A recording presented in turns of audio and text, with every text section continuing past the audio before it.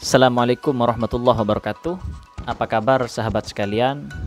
Kali ini saya akan membahas mengenai larangan-larangan ketika kita sudah berihram atau niat ya.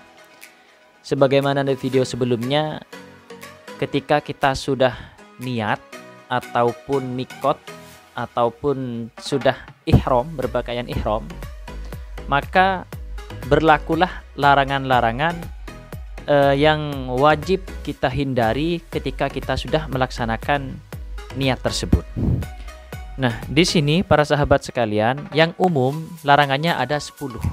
Jadi ada 10 larangan yang tidak boleh dilakukan seseorang jika sudah melakukan niat umroh atau haji. Apa saja?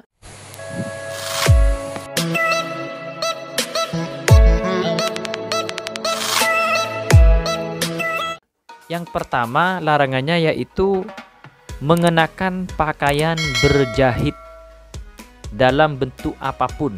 Maka ini tidak boleh sahabat sekalian ya. Dalam bentuk apapun. Maka yang kita boleh kenakan hanya pakaian ihram. Ini bagi laki-laki. Kalau perempuan itu tidak sahabat ya. Kemudian yang kedua para sahabat sekalian ialah menutup kepala bagi laki-laki. Kalau perempuan kan memang menggunakan kerudung ya. Nah, kalau laki-laki itu tidak boleh menutup kepala, baik itu topi atau apapun, maka tidak boleh. Nah, dari pengalaman saya pribadi, itu jamaah kadang-kadang sahabat ya, kalau sampai di Makkahnya itu malam, biasanya yang laki-laki itu mengambil kain ihramnya kemudian dijadikan tutup di kepalanya biar tidak dingin. Itu kalau malam. Kalau siang karena cuacanya panas, terik matahari, biasanya kain ihramnya itu diambil kemudian dijadikan penutup agar menghalangi dari terik matahari. Nah, ini tidak boleh para sahabat ya. Karena ini masuk ke dalam larangan ihram yang kedua, yaitu menutup kepala untuk laki-laki. Kemudian yang ketiga, yaitu ini khusus bagi perempuan, tidak boleh menutupi wajah.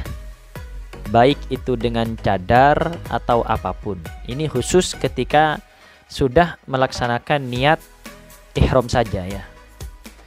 Dan yang keempat, larangan ihram yang keempat ialah mencukur rambut atau bulu. Nah, ini walaupun jarang terjadi, cuman kebanyakan yang kita lalai itu kalau tidak tahu bahwasanya mencukur atau mencabut bulu itu masuk larangan ihram. Biasanya yang sering dilakukan itu ketika menggaruk kulit atau menggaruk kepala sahabat ya. Kalau kita tidak tahu bahwasanya mencabut bulu atau mencukur itu larangan ihram, kadang kita menggaruk kepala atau kaki itu seenaknya, sehingga bulu-bulu yang ada di badan kita sampai ikut lepas. Nah, ini manfaatnya kita tahu larangan-larangan umroh. Ya, walaupun seandainya tidak sengaja, ini juga tidak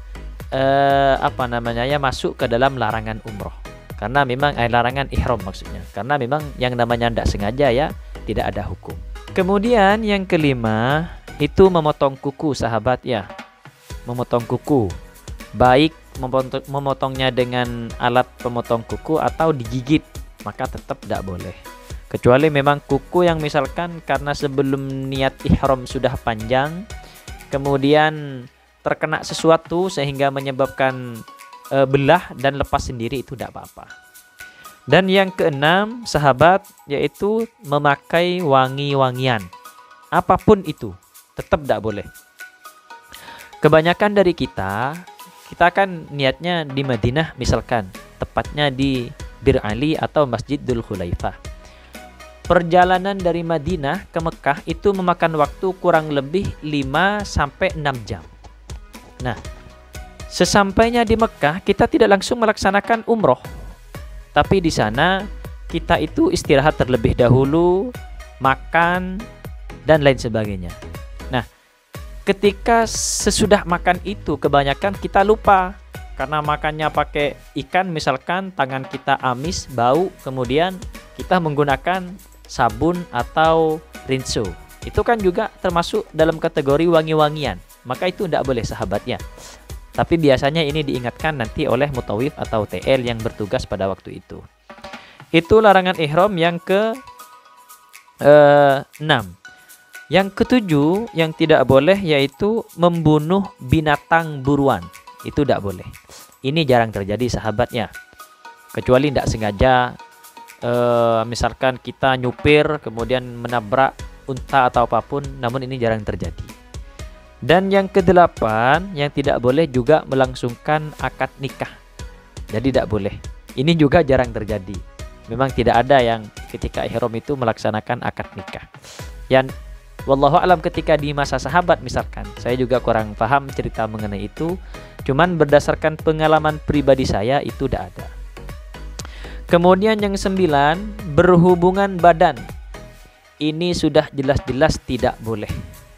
Malah yang ke-10, larangan ihram yang terakhir ialah bermesraan dengan syahwat. Ini biasanya terjadi pada orang yang haji atau umroh bersama pasangannya.